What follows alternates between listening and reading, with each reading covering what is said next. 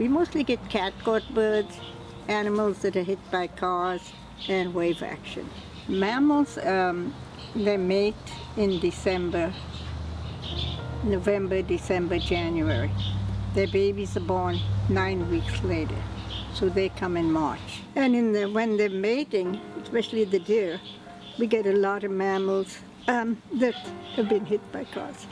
Your birds, they come middle of March, and then by August 1 it's through. All the babies are finished, so we call it the season, and that's when we have most of our work.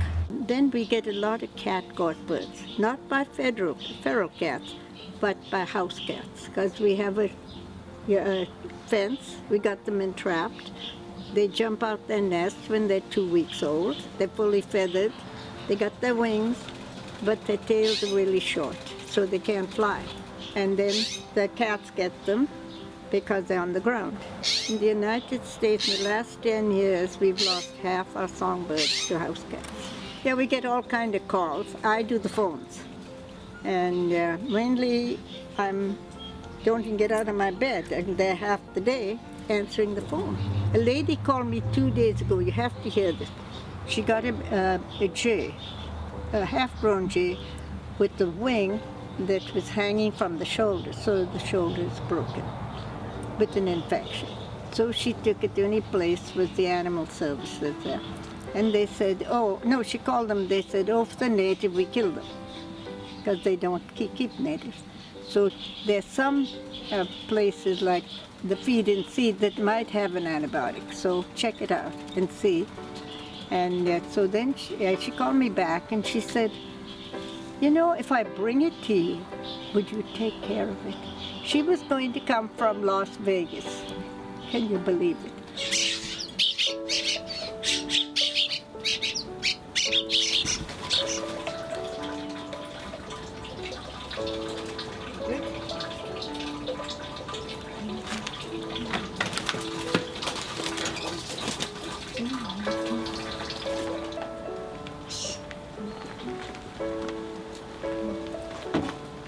And this is Lupin's life work. This is what Lupin does, and she does it really well. She draws the blood, she fixes the legs and wings on birds. Both her and Zoe have some kind of non-verbal communication. They do have that gift, I don't.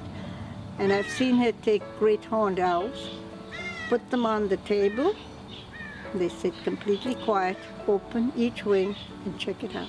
And it doesn't do anything. It just sits there. And Zoe can do that with mammals. I've seen her take big possums and hold them from the neck and turn them over, and you put this tube down in their stomach and force the milk. So she can do that. And they seem to have this connection that the animals don't struggle or anything with them.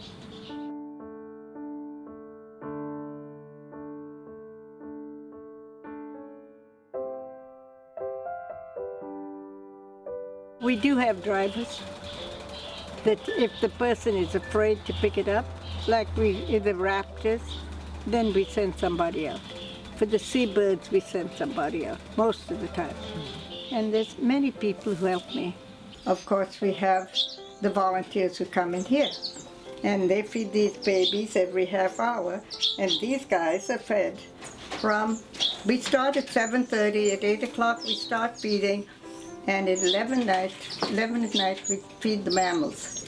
So we go from 7:30 in the morning to 11 at night.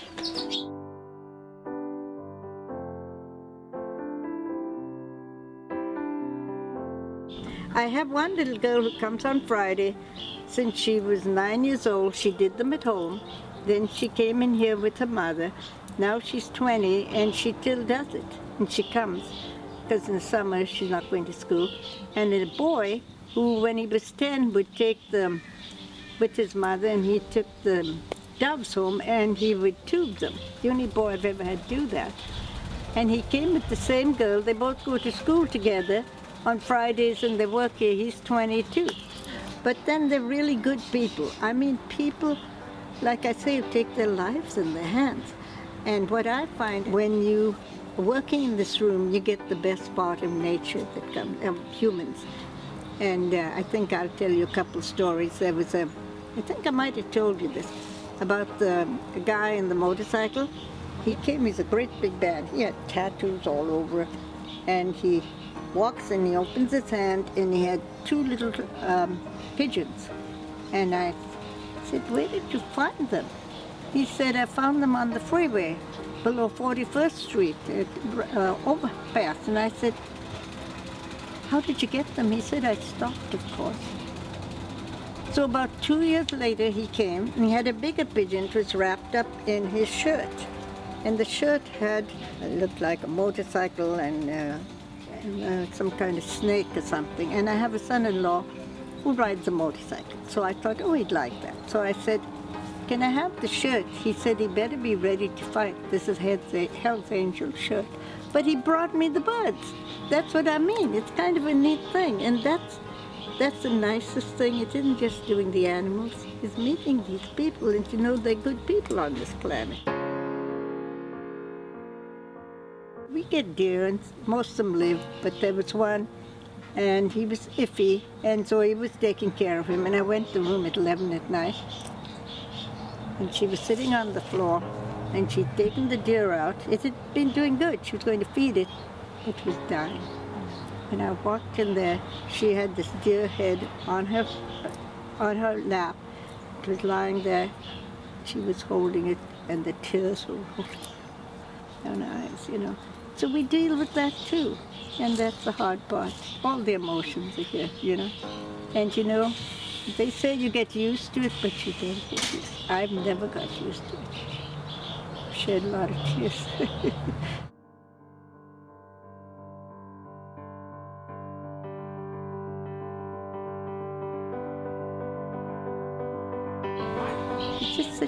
It's just such a rewarding thing.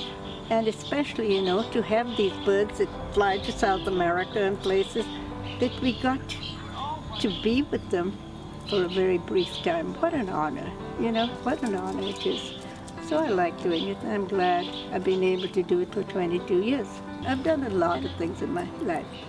When I was 15 years old, I was living in India still, and I was in the army at 15. So I did that. I was a dance teacher. I worked as a teacher, you know. And this is the thing I've liked. This is something I've liked doing better than anything. I'm so glad that I was able to do this, you know. This was written by someone who's a rehabber, and it's called Wild People. Gently we take them in, frightened, injured, mangled, orphaned, but some not really. We give them sanctuary for a time, mend their bodies, lift our hearts. We can't always save them. Some are beyond repair. We ponder for a moment. Why must these things happen? Mainly we end their suffering sooner than crouched in a bush, starving, suffering, slowly dying. We owe them that much. Gifted people are we. What makes us take them in? To give long hours and short days and so much of our strength. We open our home and heart, our soul, our whole being, to offer safe haven from the hard natural world, if only for a brief time, long enough to recover or die. Each one leaves us gifts, a deep sense of usefulness, love, and hope. And that's why we do it.